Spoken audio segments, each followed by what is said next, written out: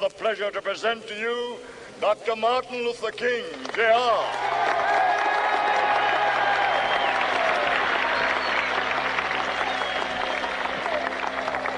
I am happy to join with you today in what will go down in history as the greatest demonstration for freedom in the history of our nation.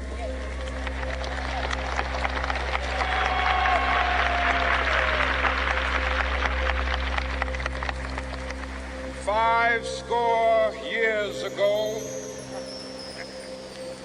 a great American in whose symbolic shadow we stand today signed the Emancipation Proclamation. This momentous decree came as a great beacon light of hope to millions of Negro slaves who had been seared in the flames of withering injustice. It came as a joyous daybreak to end the long night of their captivity. But 100 years later, the Negro still is not free. 100 years later, the life of the Negro is still sadly crippled by the manacles of segregation and the chains of discrimination. 100 years later, the Negro lives on a lonely island of poverty in the midst of a vast ocean of material prosperity. 100 years later, the Negro is still languished in the corners of American society and finds himself in exile in his own land. And so we've come here today to dramatize a shameful condition. In a sense, we've come to our nation's capital to cash a check. When the architects of our republic wrote the magnificent words of the Constitution and the Declaration of Independence, they were signing a promissory note to which every American was to fall heir. This note was a promise that all men, yes, black men as well as white men, would be guaranteed the unalienable rights of life, liberty, and the pursuit of happiness. It is obvious today that America has defaulted on this promissory note insofar as her citizens of color are concerned. Instead of honoring this sacred obligation, America has given the Negro people a bad check, a check which has come back marked insufficient funds.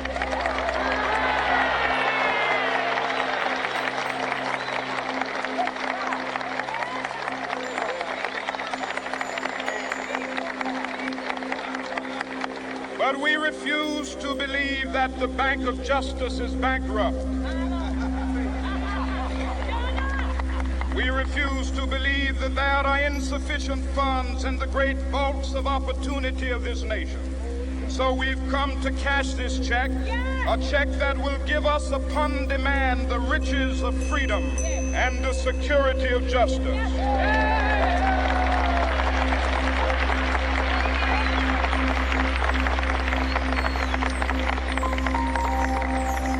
We have also come to this hallowed spot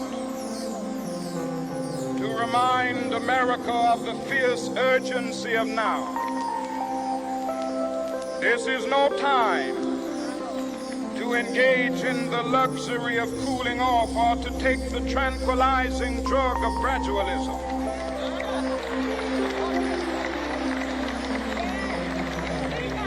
Now is the time to make real the promises of democracy.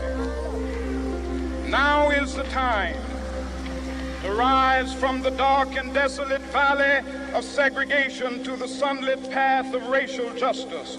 Now is the time to lift our nation from the quicksands of racial injustice to the solid rock of brotherhood. Now is the time to make justice a reality for all of God's children. It would be fatal for the nation to overlook the urgency of the moment. This sweltering summit of the Negro's legitimate discontent will not pass until there is an invigorating autumn of freedom and equality. 1963 is not an end, but a beginning. Those who hope that the Negro needed to blow off steam and will now be content will have a rude awakening if the nation returns to business as usual.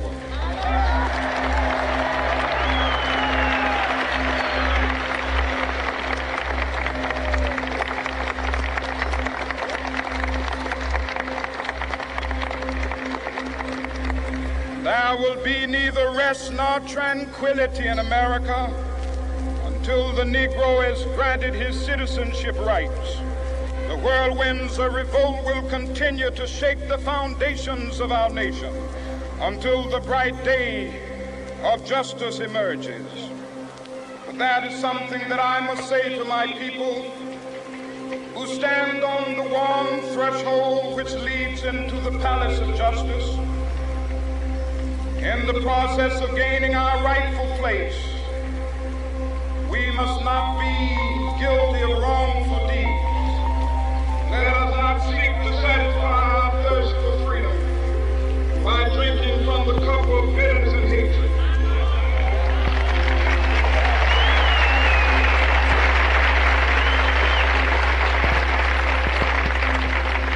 We must forever conduct our struggle on the high plane of dignity and discipline.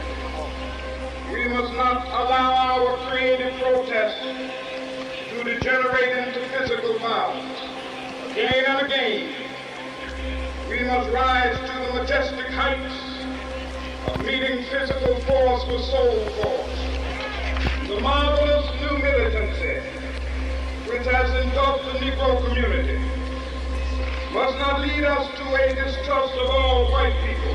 For many of our white brothers, as evidenced by their presence here today, have come to realize that their destiny is not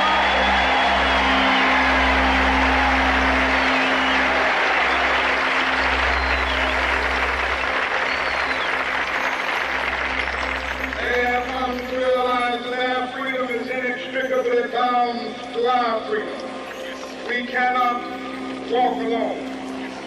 As we walk, we must make the pledge that we shall always march ahead. We cannot turn back. There are those who are asking the devotees of civil rights, when will you be satisfied? We can never be satisfied as long as the Negro is a victim of the unspeakable horrors of police brutality. We can never be satisfied as long as our body is heavy with the fatigue of travel, cannot gain lodging in the motels of the highways and the hotels of the city.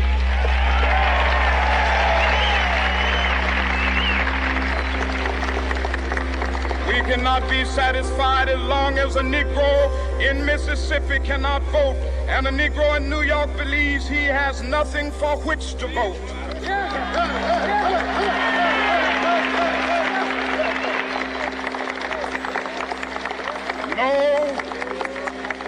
No, we are not satisfied, and we will not be satisfied until justice rolls down like waters and righteousness like a mighty stream.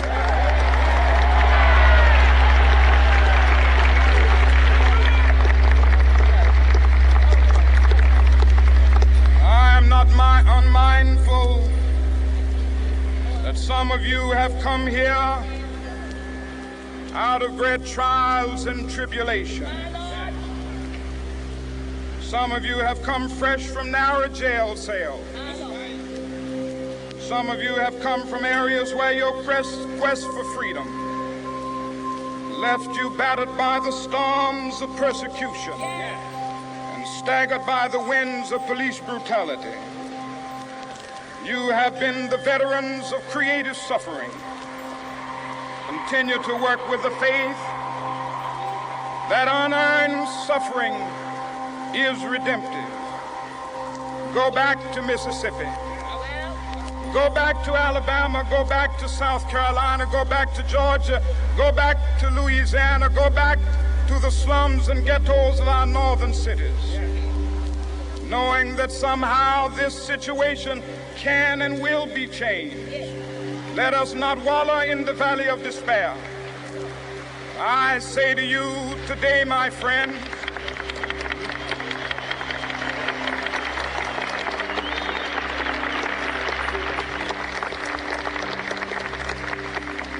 so even though we face the difficulties of today and tomorrow, I still have a dream. It is a dream deeply rooted in the American dream. I have a dream that one day this nation will rise up and live out the true meaning of its creed. We hold these truths to be self-evident, that all men are created equal.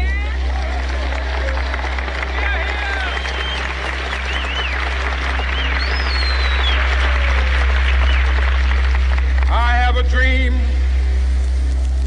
that one day on the red hills of Georgia, the sons of former slaves and the sons of former slave owners will be able to sit down together at the table of brotherhood. I have a dream that one day, even the state of Mississippi, a state sweltering with the heat of injustice, sweltering with the heat of oppression, will be transformed into an oasis of freedom and justice. I have a dream that my 4 little children will one day live in a nation where they will not be judged by the color of their skin, but by the content of their character. I have a dream today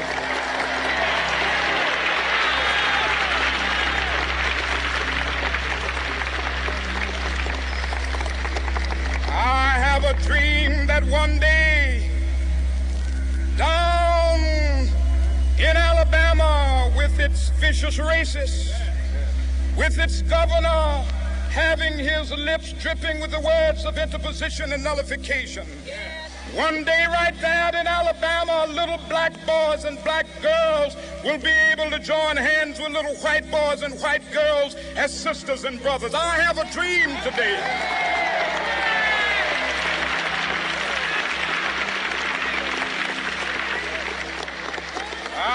a dream that one day every valley shall be exalted, and every hill and mountain shall be made low. The rough places will be made plain, and the crooked places will be made straight, and the glory of the Lord shall be revealed, and all flesh shall see it together. This is our hope. This is a faith that I go back to the South with. With this faith, we will be able to hew out of the mountain of despair a stone of hope. With this faith, we will be able to transform the jangling discords of our nation into a beautiful symphony of brotherhood. With this faith, we will be able to work together, to pray together, to struggle together, to go to jail together, to stand up for freedom together, knowing that we will be free one day. This will be the day. This will be the day when all of God's children will be able to sing with new meaning, "My country, tears of thee. Sweet land of liberty, of thee I sing. Land where my fathers died, land of the pilgrim's pride. From every mountainside, let freedom ring. And if America is to be a great nation, this must become true. And so let freedom ring.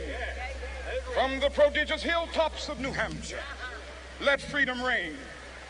from the mighty mountains of New York. Let freedom ring from the heightening Alleghenies of Pennsylvania. Let freedom ring from the snow-capped Rockies of Colorado. Let freedom ring from the curvaceous slopes of California. But not only that, let freedom ring from Stone Mountain of Georgia. Let freedom ring from Lookout Mountain of Tennessee. Let freedom ring from every hill and molehill of Mississippi, from every mountainside. Let freedom ring, and when this happens, when we allow freedom ring, when we let it ring from every village and every hamlet, from every state and every city, we will be able to speed up that day when all of God's children, black men and white men, Jews and Gentiles, Protestants and Catholics, will be able to join hands and sing in the words of the old Negro spiritual, free at last, free at last. Thank God Almighty, we are free at last.